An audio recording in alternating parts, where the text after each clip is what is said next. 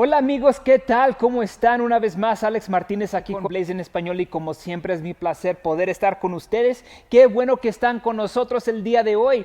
Ahora, nosotros vamos a empezar nuestro estudio una vez más en Primera de Pedro, así que si tienen sus Biblias con ustedes, por favor, ábranlas a el libro de Primera de Pedro que queda al final de sus Biblias, Primera de Pedro. Hoy vamos a empezar una sección nueva aquí empezando en el versículo 13. Pero ahora, para darles un poquito de repaso de lo que hemos visto en la carta de San Pedro, esta primera carta, ¿verdad? Vemos que San Pedro usa los primeros 12 versículos de este libro, de esta carta, hablándoles a cristianos que están sufriendo la persecución por su fe, hablando de la salvación que ellos tienen en Jesucristo. Ahora, es importante notar o anotar y realizar que es tan importante y grandioso nuestra salvación en Jesucristo que antes de decirles a estas personas qué deben estar haciendo, Pedro introduce diciéndoles, explicándoles, no una, no dos, no tres, pero 4 veces en estos 12 versículos acerca de la salvación que ellos tienen. Y ahora, como hemos dicho en el pasado, San Pedro es uno de los discípulos de Jesús que muchos de nosotros podemos relacionarnos con él, ¿verdad? Porque nosotros conocemos a Pedro como el discípulo metepata de Jesús, ¿verdad? Es un metepata, es impulsivo, siempre anda inquieto, siempre es el primero de hablar, siempre es el primero de abrir su boca, de hacer algo, ¿verdad? Y delante de los otros discípulos. Y muchos de nosotros, cuando primero venimos a Jesús en fe, ¿verdad? Nosotros como cristianos inmaduros, niños en la fe, si lo quieren decir de esa forma, hacemos cosas mucho como Pedro hacía cuando andaba con nuestro Señor esos 3 años y medio. Pero lo que vemos aquí en las escrituras de las cartas, las epístolas que San Pedro escribió, vemos a un discípulo que ha madurado, que ha crecido en su fe, en su entendimiento, y ahora sus acciones y las palabras que él escribe cargan con ellas mucho conocimiento para nosotros, mucho entendimiento, una persona que ya ha madurado de niño a hombre. Una vez más hablando de términos espirituales, ahora Pedro es un hombre en el Señor Jesucristo. Antes era un niño, ahora es un hombre. Y por eso él escribe a esos cristianos una vez más que han sido esparcidos en toda Turquía moderna por el gobierno romano por causa de la persecución.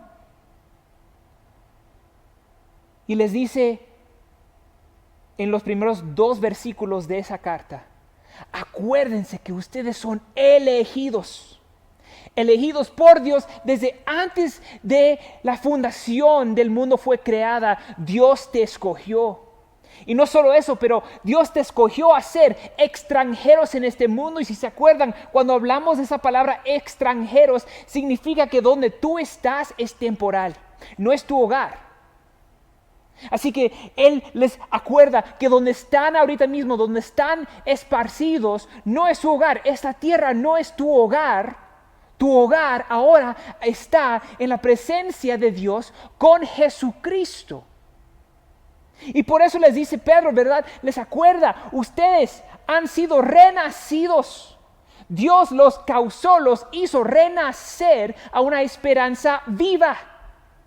Tienen esperanza que no todos tienen. Y la tienen porque Dios los escogió.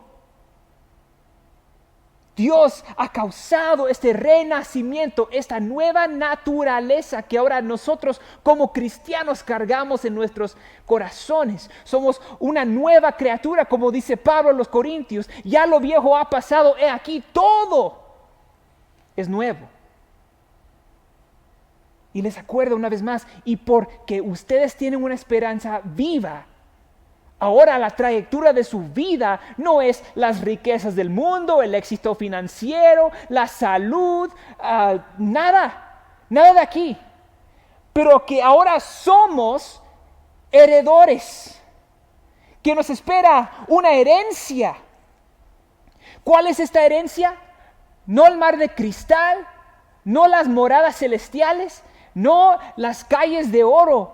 Nuestra herencia es, como dice aquí, incorruptible, incontaminada e inmarcesible. Tu herencia es Jesús. Tu herencia es Jesús. Ahora son herederos de esto. Y no solo esto, pero ahora son guardados por su salvación. La salvación no simplemente los transfirió de un reino de las tinieblas al reino de Jesús, pero ahora la salvación nos guarda para el día que viene. El día cuando estamos en la presencia de Dios por la eternidad. Esto ahora define la trayectoria de nuestras vidas. Y eso es lo que Pedro está tratando de comunicarles a estos hermanos, a la iglesia, bajo la persecución. Pero hablamos de eso también, ¿verdad? Versículos 6 al 8, vemos que Pedro ahora les dice, yo sé que están sufriendo. ¿Verdad? Muchos de nosotros, especialmente otros pastores y otras iglesias, predican la Biblia de una manera de decir, si eres un cristiano, si has puesto tu fe en Jesús, entonces no debes de sufrir. Hay muchas personas que tratan de descontar el sufrimiento como una explicación que te falta la fe. O tal vez no eres un cristiano si te esté pasando eso, si te enfermas, si te pasan lo que sea. Pero Pedro no le trata de poner maquillaje a un cerdo. Dice lo que tiene que decir. Él entiende, vas a sufrir, porque el sufrimiento, número uno, es parte de la naturaleza humana. Nosotros no somos exentos de el sufrimiento, pero Él nos ayuda a ver que el sufrimiento de un cristiano, o sea, el sufrimiento de las situaciones, de las circunstancias, no las que pasan por nuestros pecados. Él está hablando de sufrimientos naturales, cosas que nos pasan fuera de nuestro control. Él dice, Dios te las ha dado. Estas aflicciones que tienes, Dios te las ha dado. ¿Por qué? Para tu crecimiento, para el refinamiento espiritual. Él, como Pedro, quiere traerte de un niño, de la niñez, a ser hombre o mujer de la fe. ¿Y cómo lo va a hacer? A través de las pruebas. Las pruebas. Así que Él admite, sí, están pasando por pruebas, pero número uno, Dios te las dio para el propósito de crecerte, de refinarte, pero segundo, es temporal. Esto no es el fin. Así que sigan adelante. Y luego vemos en versículos 8 al 9, hablando de esta alegría que ellos tienen, este gozo inefable, que pueden tener gozo a pesar de su sufrimiento.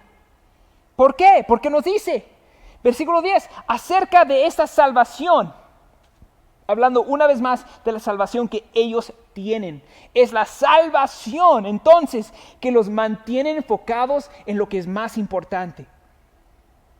Y lo que les da el alivio que necesitan para persistir aún en las pruebas. Y después, como hablamos la última vez, en versículos 10 al 12, Pedro nos dice que esta salvación número uno es un asunto tan asombroso que hasta los profetas que profetizaron sobre ella querían ver. Los profetas que Dios usó en el Antiguo Testamento y que les reveló a través de ellos al pueblo de Israel las verdades de Dios, estos querían ver, investigaron, averiguaron, escudriñaron. Ellos querían ver la realidad de lo que estaban diciendo. Ellos querían ver la realidad de la salvación que tú y yo ahora podemos experimentar a través de Jesucristo. Ahora fue revelada por Jesucristo, en Jesucristo. Como nos dice en Hebreos capítulo 1. Jesucristo es el cumplimiento de lo que los profetas estaban prediciendo desde años atrás. Pero no solo esto, también nos enseña que hasta los predicadores, o sea, los apóstoles, incluyendo a Pedro, esto es la gracia que ellos estaban predicando. Esto es lo que ellos quisieron que tú y yo veamos, escuchemos, entendamos y, más importante que nada, creamos. Pero no solo los profetas, no solo los predicadores, sino también los ángeles. Que la salvación es una cosa que hasta los ángeles anhelan mirar. Y hablamos nada más un poquito de esto la última vez. Pero piensen de esto y hablamos de esto. Ángeles quieren saber de la salvación, ellos quieren entender la salvación. Pues ¿por qué? ¿Por qué es tan importante para los ángeles? ¿Verdad? Muchos de nosotros le ponemos mucho énfasis a los ángeles como una experiencia sobrenatural y algunos de nosotros pensamos que cuando nos morimos, que vamos al cielo y nos convertimos en ángeles. Y lo que pensamos es ser como bebés sentados en una nube con un pañal puesto, ahí tocando un arpa, pero no es así. Los ángeles son criaturas que Dios creó durante los primeros 7 días de la creación. Si van a Génesis capítulo 2, versículo 1, dice que Dios acabó los cielos y la tierra y toda la hueste de ellos. Eso incluye los ángeles. Vean Génesis 2, 1, si quieren estudiar eso. Pero Dios creó a los ángeles y están ahí en la presencia de Dios. Pero ¿qué es lo que sabemos de los ángeles? Que número 1, pueden ser engañados, ¿verdad? Porque hablamos de Lucifer, el ángel de Dios convertido en el diablo, Satanás, que no solamente fue expulsado del cielo, pero también se llevó con él una tercera parte de los ángeles de la hueste celestial, engañando a otros ángeles. Y esos son los que nosotros conocemos como demonios, estos espirituales malignos.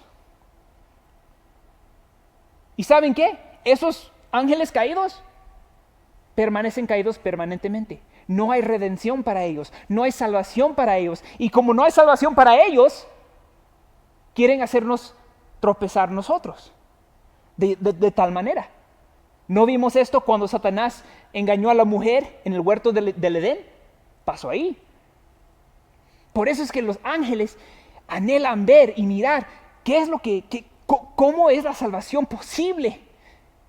Y ahora piensen en una perspectiva de un ángel, una criatura que está en la presencia de Dios y que está ahí para testificar de la creación del mundo, de la creación de las criaturas en el mundo. Pero entonces del sexto día, cuando Dios creó al hombre, lo formó de la tierra y le sopló el aire de la vida. Le dio soplo de vida. Y después de esto, ve que Dios intencionalmente lo planta en el Edén, en un paraíso. Lo pone a cargo de las plantas, de esto y de lo otro, de los animales, le da dominio. Y cuando Dios ve que el hombre está solo, ¿qué hace? Crea una mujer. Ambos, el hombre, la mujer, tras la imagen de nuestro Dios. Pueden pensar entonces los ángeles, ¿qué pensaron en ese entonces? ¿Estos Dios? ¿Estos? ¿Tú creaste a estos? ¿Y ellos son la corona de tu creación? ¿Por qué son tan especiales estos? Pero no solamente esto, después de que Dios les dio esta vida tan asombrosa, vemos en Génesis capítulo 3 que abandonan a Dios en pecado. Pecan contra Dios, caen y son expulsados del jardín. Y imagínate tú, un ángel viendo esto pasar. Y luego Dios dice, tengo un plan. Y es plan A. Tengo un plan para redimirlos a ellos. ¿Cómo creen ustedes cómo piensas que procesan esto los ángeles? Que Dios forma al hombre, a la mujer, caen y abandonan a Dios, y aún así Dios promete redimirlos. Y no solamente redimirlos, pero redimirlos con la sangre de Cristo, con la sangre de Él mismo, su propio Hijo. Morir por ellos para que sean perdonados y al tercer día después de morir, que resucite para que sean justificados. Y ahora la trayectoria es estar en la presencia de Dios por siempre. Ahora ves tú por qué es tan grande la salvación que tú y yo tenemos en Jesús. Pero ¿saben qué? Muchos cristianos, nosotros tomamos la gracia y la salvación como una cosa muy ligera. Cuando literalmente hay profetas, predicadores y ángeles que ellos lo consideran como una cosa tan asombrosa y maravillosa. Y muchos cristianos el día de hoy nos enfocamos en cosas tan tontas. Y dejamos de concentrarnos de qué tan grande la salvación que tenemos. Y por eso es que entonces muchos en la iglesia nos desviamos. Porque andamos poniendo la atención a cualquier otra cosa menos lo que Dios ha dado y que le costó su Hijo, su sangre. Esto es la salvación grandiosa que tú y yo tenemos. Y ahora vamos a ver a Pedro darnos, en luz de todo eso, lo que acabo de decir, nos va a dar nuestra primera orden, el primer imperativo en esta carta. Llegamos a San Pedro, primera de Pedro. Vamos a leer versículos 13 al 19 y de ahí vamos a estudiar juntos. Así dice la palabra del Señor acorde al apóstol Pedro en primera de Pedro capítulo 1, versículo 13. Dice así: por lo cual, estad preparados para la acción. Sed sobrios y esperad por completo en la gracia que se os traerá en la revelación de Jesucristo. Como hijos obedientes, no os amoldéis a los deseos que antes tenéis, estando en vuestra ignorancia, sino que así como aquel que os llamó es santo, sed también vosotros santos en toda vuestra manera de vivir. Pues escrito está: sed santos, porque yo soy santo.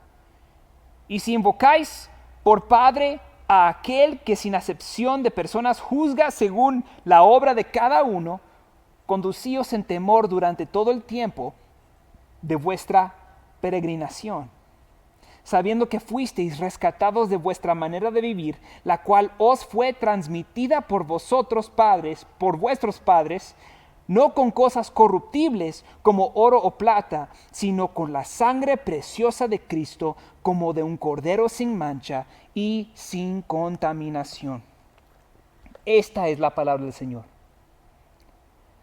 Así que después de darnos y demostrarnos la salvación maravillosa que tú y yo como cristianos tenemos en Cristo, ahora nos dice Pedro: preparados, estad preparados para la acción. Ahora, en otras versiones y en la versión que tenemos ahí en la pantalla, dice ceñir los lomos, ¿verdad? Ahora, para algunos de nosotros tal vez leamos eso y pensamos: ¿qué cosa, qué rayos estás diciendo, Alex? Pero esto es una pintura, un retrato que Pedro está tratando de ayudarnos a entender lo que significa preparar, para estar preparados para la acción. Les doy un retrato. Así que en estos tiempos antiguos, ¿verdad? Los hombres se vestían así, con ropa bien suelta, ¿verdad? Bien cómoda. Y para los hombres, ustedes entienden lo que estoy diciendo. Fue básicamente como un vestido, ¿verdad? Como una falda que llega hasta los pies, una túnica. Así que ellos se vestían en esta túnica y esto era para la vida diaria. Iban a hacer sus negocios, ir al banco, lo que sea. Y era cómodo. Pero entonces habían tiempos de guerra y habían tiempos de trabajar. ¿Y cómo es que uno va a ir a trabajar? Imagínense como un mecánico, por ejemplo, ahí en falda tratando de arreglar un carro. Obviamente se ve tonto, ¿verdad? Así que, ¿qué haces? Pues en esos entonces lo que hacían es que agarraban sus vestidos y lo apretaban, se lo hicieron así bien apretados. Por eso es que Pedro está diciendo ceñir los lomos, ceñirte, ceñir los lomos con este vestido, para que todo quede bien apretadito, para que te pongas a trabajar o a pelear. ¿Verdad? Esto es lo que comunica el espíritu de lo que Pedro está tratando de decirnos como cristianos. Prepárense para la acción. Es hora de apretarte. ¿Con qué? Con la salvación, con la gracia de Jesucristo. Prepárense para la acción. ¿Verdad? Ahora, para darles un poquito de un ejemplo, ¿verdad? Esto me acuerda lo que dice el apóstol Pablo a los Corintios, en 2 de Corintios capítulo 10, versículo 5, donde él habla de llevar cautivo nuestros pensamientos. Porque si ustedes quieren saber la ubicación de la batalla más importante, especialmente cuando viene a la realidad espiritual, esa ubicación es la mente. Muchos piensan que, si viene el diablo contra mí, él va a venir contra mi dinero, mi trabajo, mi familia, todo lo externo. No, la batalla más grande contra Satanás pasa en la mente. Es tu mentalidad. Por eso es que él dice, estad preparados para la acción, sed sobrios y esperad por completo en la gracia que os traerá en la revelación de Jesucristo. Pedro no está hablando de preparar todo lo de afuera. Prepárate por dentro, prepara tu mente. Por eso es que Pablo les dice esto a los corintios. Tienen que llevar a sus pensamientos como cautivos. Amárrenlos, átenlos. Porque eso es una de las cosas que plaga a la iglesia hoy día. Que nuestros pensamientos van para cualquier otro lugar. Así. Y les digo de experiencia, yo soy bien hiperactivo. Yo pienso de una cosa, pienso de otra. Y cuando menos se lo espera, estoy por allá, por el quinto caramba. Y el tema se queda aquí. Y se me olvida de dónde empecé. Pues eso es exactamente lo que nos pasa a nosotros. Por eso es que Pablo nos dice, necesitan acordarse de lo que es verdadero en medio de cualquier cosa. Tienes que estar preparado todo el tiempo. Pablo también nos da otra ilustración. Hablando de la armadura de Dios, si quieren ir a este lugar conmigo, vamos a ir a la epístola a los Efesios. Efesios capítulo 6. Y quiero que vean lo que dice Pablo acerca de la armadura de Dios. Empezando en el versículo 11. Efesios 6, versículo 11. Dice así el apóstol Pablo, dice, vestíos de toda la armadura de Dios, para que podáis estar firmes contra las artimañas del diablo. Porque no tenemos lucha contra sangre y carne, sino contra principados, contra potestades, contra los dominadores de este mundo de tinieblas, contra huestes espirituales de maldad en las regiones celestes. Ahora, paren ahí por un momento. ¿Quiénes son esos? Demonios. Estos son demonios.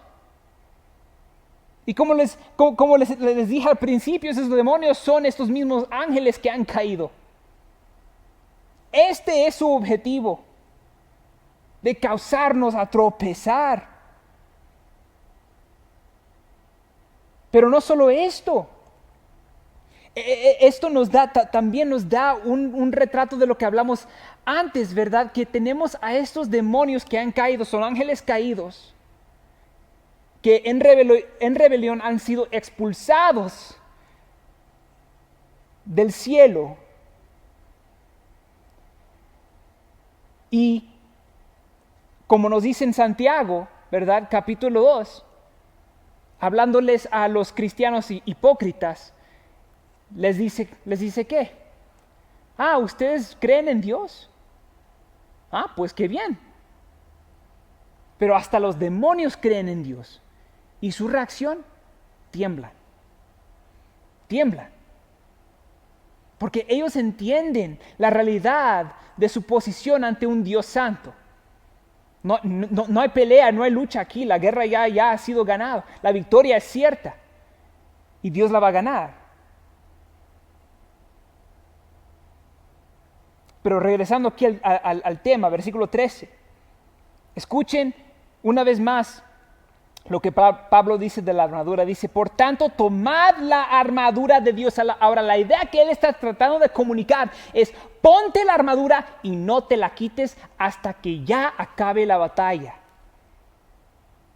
Y para los cristianos, para una persona cristiana, esa batalla, ¿tú sabes cuándo acaba? Cuando te mueras. Cuando esta vida en la tierra se complete. Hasta ese día, dice Pablo, tomad toda la armadura de Dios, para que podáis resistir en el día malo, y habiendo cumplido todo, estar firmes. Estad pues firmes, ceñidos vuestros lomos con la verdad. Ahí está el mismo retrato. Dice, y vestidos con la coraza de la justicia, y calzados los pies con el apresto del evangelio de la paz. Sobre todo, embrazando el escudo de la fe, con que podáis apagar todos los dardos encendidos del maligno. Y tomad el yelmo de la salvación y la espada del Espíritu, que es la palabra de Dios. Ahora ves lo que está diciendo Pablo, ¿verdad? Cíñete con la armadura de Dios, prepárate para la guerra, pero más importante es lo que él dice al final, en versículo 17, dice, tomad el yelmo, el casco. El yelmo protegía ¿qué? La cabeza, donde tenemos la mente, el cerebro. Dice, tomad el yelmo de la salvación. ¿Qué es lo que protege nuestras mentes? La salvación. ¿Y qué es lo que Pedro nos está instruyendo aquí en su escritura? Regresando a primera de Pedro. Piensen de su salvación. Estad preparados para la acción. Y luego dice así, sed sobrios. Ahora, muchos cristianos interpretan esto como hablando del alcohol y las drogas. Y digo, para decirles la verdad, no es mala idea ser sobrio del alcohol y de las drogas, pero eso no es el punto aquí. Una vez más, él está hablando de nuestras mentes, de nuestros pensamientos. Ser sobrio, o sea, piensa con claridad, piensa correctamente. Y ustedes que están ahí en las redes sociales, Facebook, Instagram, donde sea, hay mucha influencia allá, hay muchos influenciadores allá tratando de predicar la palabra. Y muchos comparten sus videos, comparten sus imágenes, comparten lo que dicen, porque dicen, este sí es la mera tos, como dice mi hermano. Y empezamos a compartir como si estos son la gran cosa.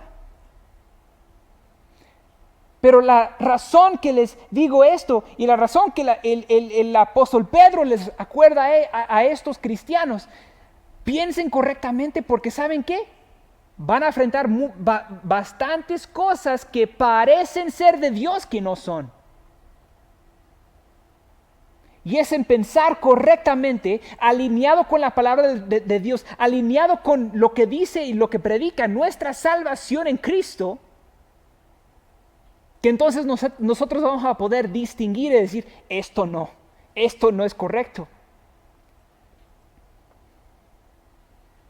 Y vemos hasta el enemigo, hasta Satanás, usar las escrituras contra Jesús. También se lo hizo la mujer, ¿se acuerdan ahí en el huerto del Edén, en el jardín? donde Satanás empieza con Eva, empieza diciéndole, ¿es cierto que Dios te dijo que no puedes? Ven, empezó a agarrar las palabras de Dios y a torcerlas para confundirla. Es igual lo que vemos, ¿verdad? En Mateo capítulo 4, cuando Satanás está tentando a Jesús en el desierto. Él está en el desierto, ha estado ahí por 40 días sin pan, sin agua. Y aquí viene Satanás y le dice, si tú eres el Cristo, haz que estas piedras se conviertan en pan. Si tú eres el Cristo, salta de la cima del templo en Jerusalén, y porque la Escritura dice, Él pondrá a sus ángeles en cargo de ti. ¿Verdad? Satanás es bien engañoso y hasta usa las palabras de Dios y las tuerce para que nosotros nos tropecemos. Por eso que es importante entonces, amigos, que seamos sobrios, que pensemos correctamente.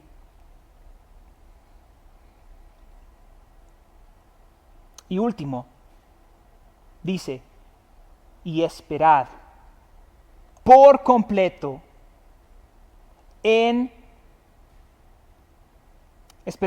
por completo en la gracia que os traerá en la revelación de Jesucristo. Ahora, dice, esperad por completo. La traducción aquí es una palabra en el griego y básicamente significa que establezamos nuestra esperanza en la gracia que os traerá en la revelación de Jesucristo.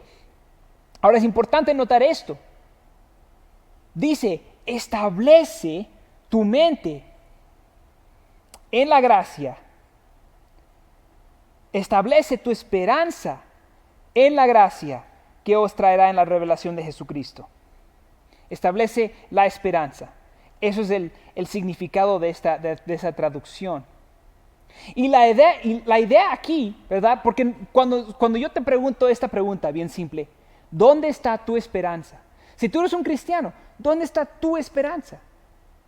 Últimamente, al fin del día, la respuesta es ¿qué? Cristo. Pues mi esperanza está en Cristo. Ok. Pero ¿qué tal tu esperanza diaria? ¿Qué tal tu esperanza de día en día? Porque si nos ponemos a pensar y nos ponemos a procesar qué es lo que nuestras acciones, nuestros pensamientos y nuestras palabras reflejan o lo que indican en lo que esperamos, más del tiempo no es Cristo. Muchos de nosotros el día a día pensamos nuestra salud.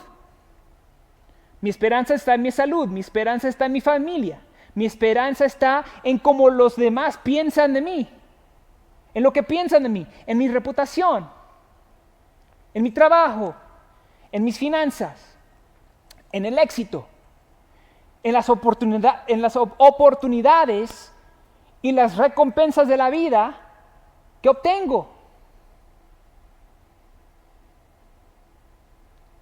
Pero lo que Pedro quiere que sepamos es que estas cosas son como la arena.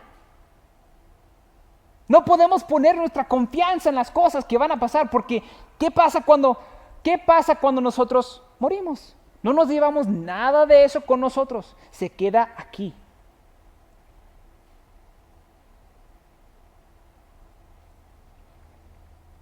Por eso es que Pedro nos reta a nosotros. Esperad, pon tu esperanza por completo en la gracia que se os traerá. Está hablando no de la gracia que tú y yo tenemos ahorita.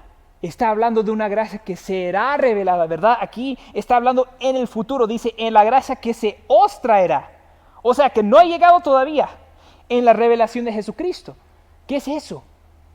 La venida de nuestro Señor, cuando llegue una vez más para tomar a su iglesia con Él y llevársela. O sea, dicho de otra manera, pon tu esperanza en la eternidad, garantizada por Jesucristo. Así que amigo, amiga, te quiero desafiar, te quiero retar con una pregunta muy simple. ¿Dónde has puesto tu esperanza? ¿Dónde está puesto tu esperanza? ¿Está puesto en las cosas que pueden estar aquí un día e irse la próxima? Y tal vez has experimentado esto o lo has visto cuando vino el COVID en el 2020. Destorbó todo el mundo. Muchos lo llevó por sorpresa. Un día tenían su vida planeada al frente de ellos y el próximo día cambió.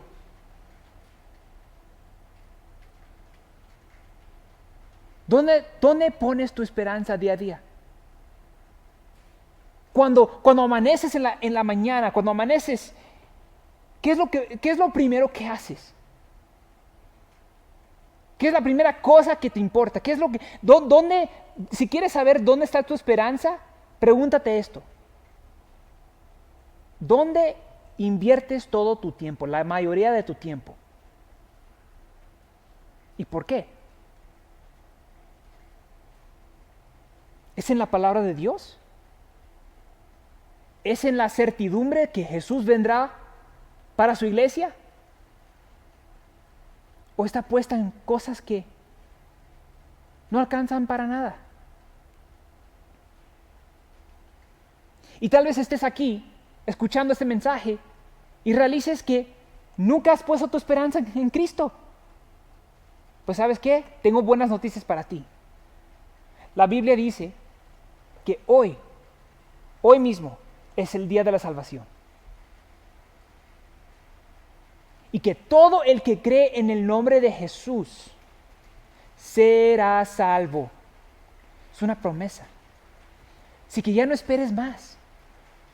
Es hora de poner tu esperanza en el único que te puede satisfacer y darte el propósito de la vida que has buscado toda tu vida, pero no lo has realizado. Dios nos creó para glorificarlo a Él, para adorarlo a Él. La adoración es algo humano. Tú y yo fuimos creados para adorar. La pregunta importante es, ¿qué adoramos? ¿Adoramos a Dios o adoramos a cualquier otra cosa? Y si eres cristiano, tal vez como yo, y lo voy a admitir yo mismo, has estado poniendo tu esperanza en cosas que realmente al fin del día no importan. Para mí personalmente es lo que los demás piensan de mí. Trato de afirmar mi propia identidad con lo que fulano de tal piensa, con lo que estos piensan. Es bien fácil para que yo para que esa línea esté borrada para mí. Bien fácil. Y cada día tengo que arrepentirme. Señor, no lo estoy haciendo para el hombre, pero lo estoy haciendo para ti.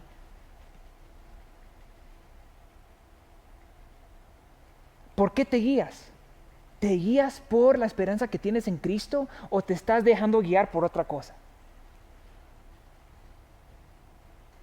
Y si es así, arrepiéntete. Regresa a los pies de Cristo. Él nunca te ha abandonado. Así que con eso vamos a orar. Y de ahí vamos a terminar. Padre Celestial, te doy las gracias una vez más, Señor, por tu palabra.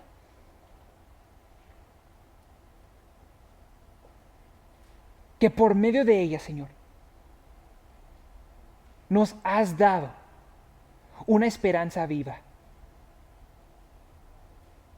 Y para los que hemos creído en Cristo, podemos vivir con la certeza que lo mejor de la vida no se experimenta este lado de la eternidad, en la tierra, pero en el que vendrá. Pero hasta ese día, Señor, guárdanos como has prometido. Pero no solo eso. Danos la claridad de nuestras mentes. Danos la fuerza para prepararnos para la acción.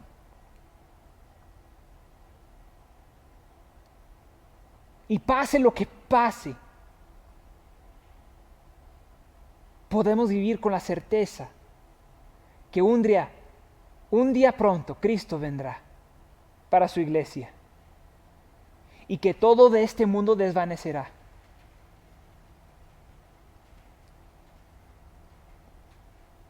Y que todo lo que viene será completamente nuevo.